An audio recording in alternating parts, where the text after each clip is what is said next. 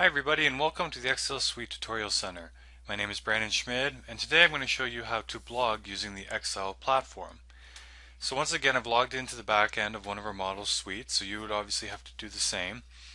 What you have to do first is you're going to have to create a blog.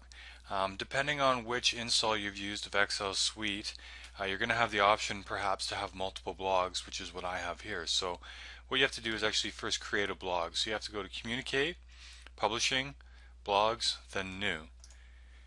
And what this does is this gives you an option to create an entirely new blog. So you have to put in a title, subtitle, label.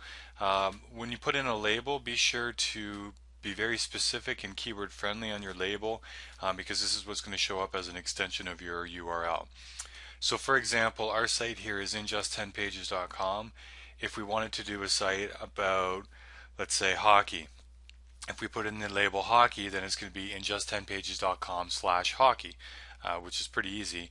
And then obviously if hockey is your SEO keyword, then that's what you want to include in there. So you have to fill out all those fields. I won't do this right now because I already have some blogs set up and I'll show you how those are.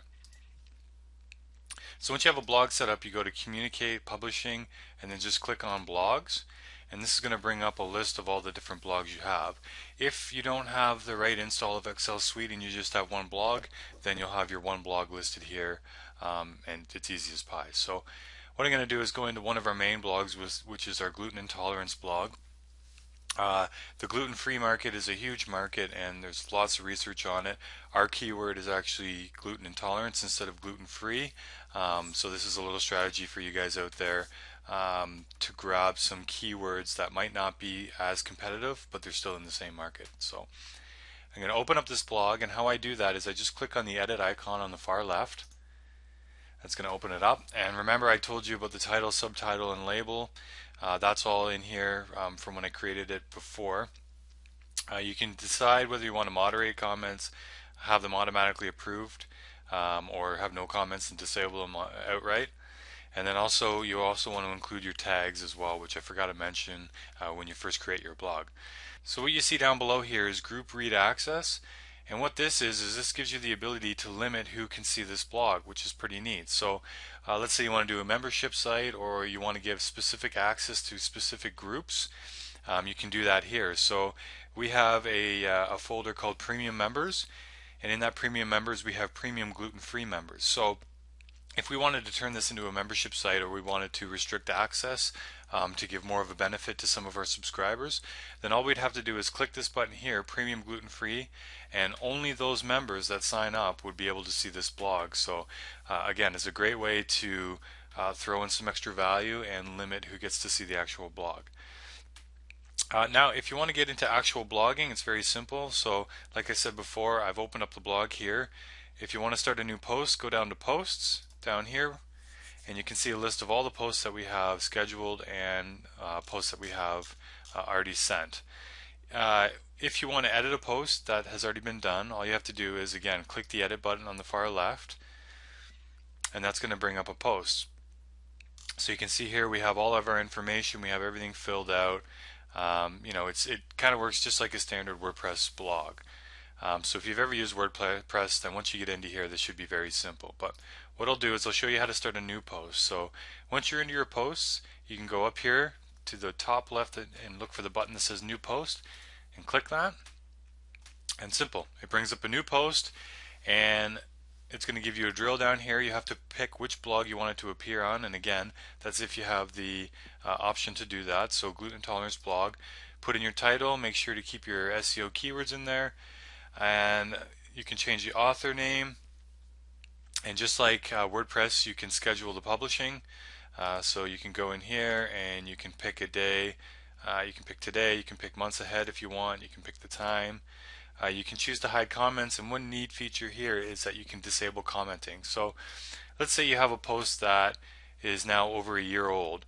Well, you can schedule a year from now to disable commenting, so any posts that are a year older, you don't have to worry about approving or worry about any comments that are any longer than that. So it's a neat little feature, and it gives you the option to only have to work on comments and moderate comments that are on your most current posts. Then we get down to the body here. And this works, like I said, works just like WordPress. So you have all your typical icons on the top. If you want to add HTML, there's the Insert HTML button. If you want to add an image or picture, if you want to add a link, and then you have all the other buttons that you need to, I guess, create your post. The only other thing I'll mention, and this is usually true with WordPress as well, is that if you're writing a blog post in Microsoft Word, what you're going to want to do is you're going to want to copy that and paste that into Notepad first, and then copy from Notepad into here. And the reason for that is because I didn't even know this either, but when you write any text or when you create a Word document, you're actually creating some funky HTML code in behind. So if you copy straight from Microsoft Word, then sometimes that funky coding in behind gets uploaded onto here as well, which could mess up some of the formatting. So once you've copy paste everything in here and you've got everything the way you like it and you've got it scheduled, you have it appearing the way you want, all you have to do is hit save and close, and then it's going to appear in your list here of all your blog posts. So that's all it is there is to it. What you have to do is you have to create a blog and then you have to create a new post. If you want to bypass going into your actual blog like that and you just want to outright create a new post, what you can do is you can go to Communicate, Publishing, Posts, and you can click New, and it'll bring up the exact same page. So it's a way to cut a couple steps if you want to do it that way as well. There's really no right or wrong. Both are the same way. It's two different ways to get to the same result. So again, my name is Brandon Schmid. I hope you enjoyed this video and I look forward to teaching you more about the Excel platform. Thanks.